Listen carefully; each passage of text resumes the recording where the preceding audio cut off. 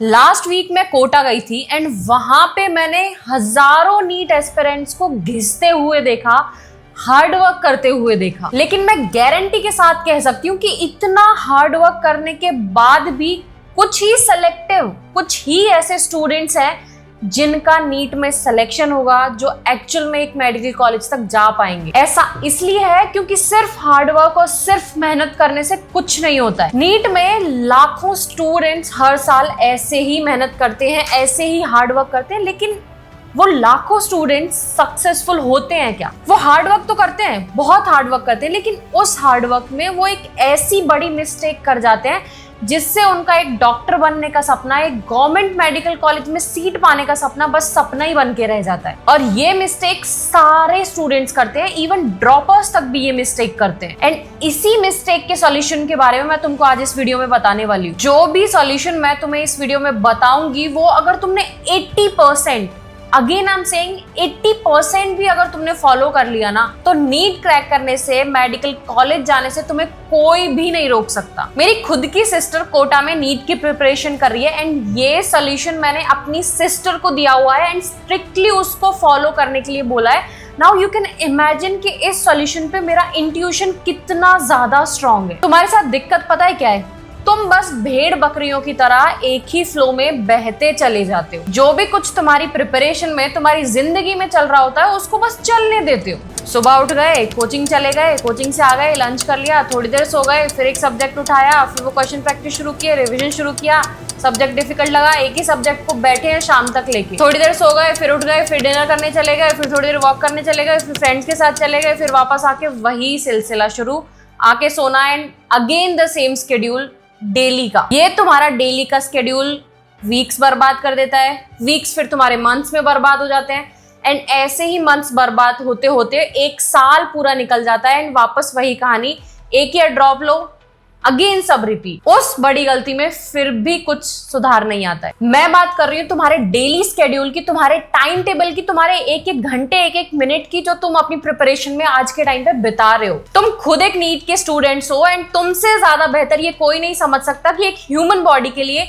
Heart का function करना कितना ज्यादा जरूरी है। एंड तुम्हारी नीट की प्रिपरेशन जर्नी में जो टाइम टेबल है, जो तुम्हारा डेली स्केड्यूल है, वो हार्ट की तरह ही काम करता है। अगर उसमें कुछ भी दिक्कत हुई, थोड़ा भी अगर वो ऊपर नीचे हुआ, तो तुम कितने भी इंटेलिजेंट क्यों ना हो, तुमने कितना ही रिवाइज क्यों ना किया हो, एंड मोमेंट तक आते आते सब फेड अवे हो जाएगा एंड एग्जाम में मार्क्स नहीं आएंगे। मैं तुम्हें एक ऐसा टाइम टेबल दूं जो तुम्हें 700 प्लस मार्क्स लाके दे सके नीट 2026 में।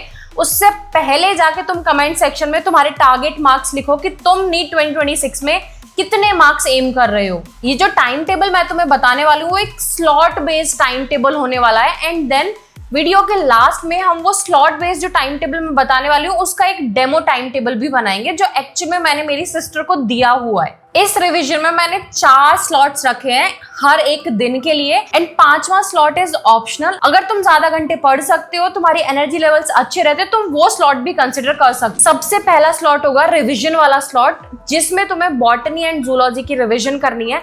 ये स्लॉट तुम्हारे कोचिंग जाने से पहले का होगा एंड इसके लिए तुम्हें पूरे प्रॉपर 2 घंटे डेडिकेट करने हैं।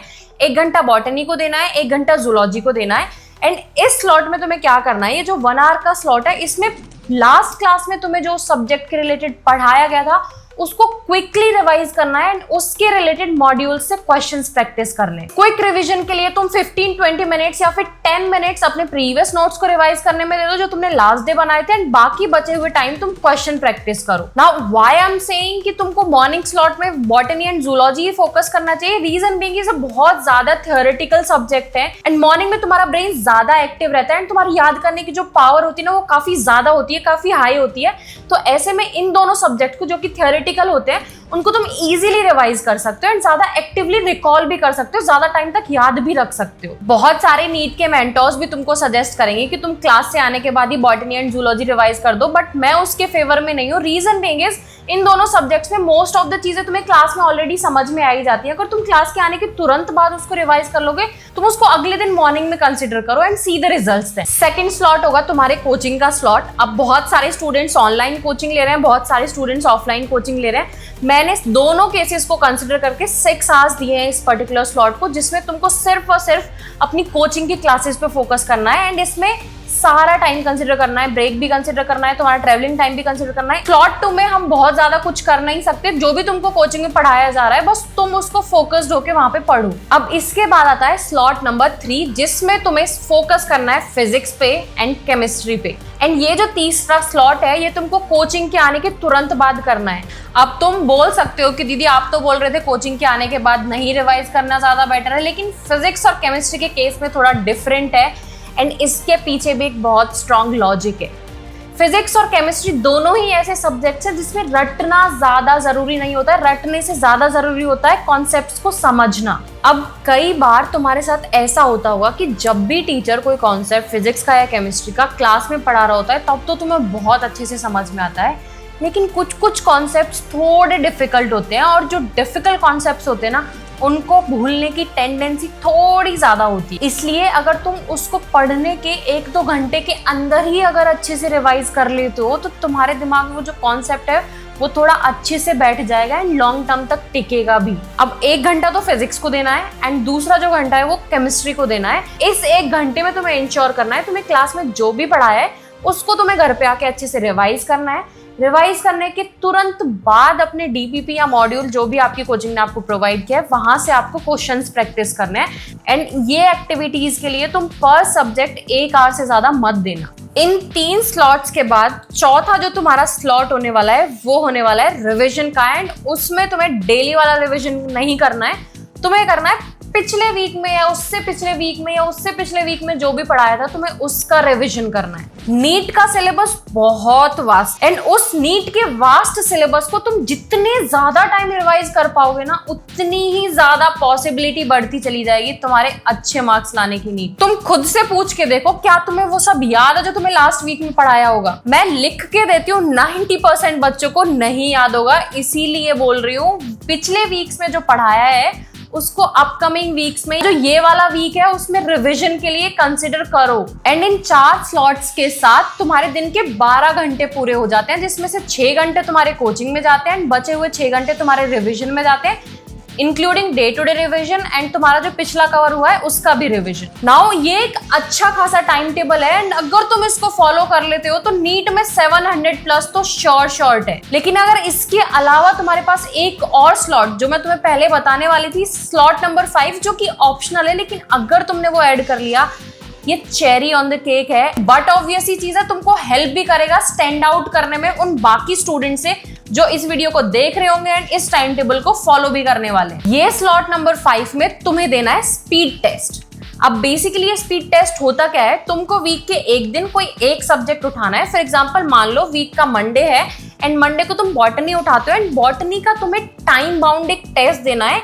Let's say you take a set of 60 questions and तुमको 1 घंटा खुद को देना है एंड 1 घंटे में वो 60 क्वेश्चन सॉल्व करने हैं। ये होता है स्पीड टेस्ट। नाउ वीक में कुछ कुछ दिन तुम हर एक सब्जेक्ट को अलॉट कर सकते हो। अब आते हैं इस स्लॉट बेस्ड टाइम टेबल के डेमो टाइम टेबल पे, जो कि मैंने अपनी बहन को दिया है जो कि नीट की ही प्रिपरेशन कर रही है एंड वो नीट 2025 में अपीयर करने वाली। वो सुबह 5 बजे उठती है, 5 बजे से लेके 5:30 बजे तक उसका फ्रेश होने का टाइम होता है। उसके बाद 5:30 से 7:30 तक उसको 2 घंटे का रिविजन स्लॉट लगाना होता है, जिसमें 5:30 से 6:30 घंटे उसको बॉटनी करनी होती है या फिर जूलॉजी करनी होती है एंड 6:30 से 7:30 दूसरा सब्जेक्ट करना होता है। 7:30 से लेके 8 बजे तक आधा घंटा उसका ब्रेकफास्ट का टाइम होता है एंड 8 बजे उसकी कोचिंग शुरू हो जाती है। 8 बजे से लेके 6 घंटे अगर कंसीडर कर लें, 2 बजे तक वो कोचिंग में रहती है। कोचिंग से आने के बाद हाफ आवर का उसका लंच टाइम होता है एंड हाफ आवर वो एक नैप ले लेती है। उसके बाद 3 से 5 वापस एक रिवीजन का स्लॉट होता है जिसमें 3 से 4 वो फिजिक्स को रिवाइज करती है एंड क्वेश्चन प्रैक्टिस करती है एंड 4 से लेके 5 तक वो केमिस्ट्री के क्वेश्चंस प्रैक्टिस करती है, जो भी उसको क्लास में पढ़ाया है वो रिवाइज करती है। 5 से लेके 5:30 उसका फ्री टाइम होता है, वो थोड़ा बहुत वॉक कर लेती है, कभी कभी घर पे कॉल कर लेती है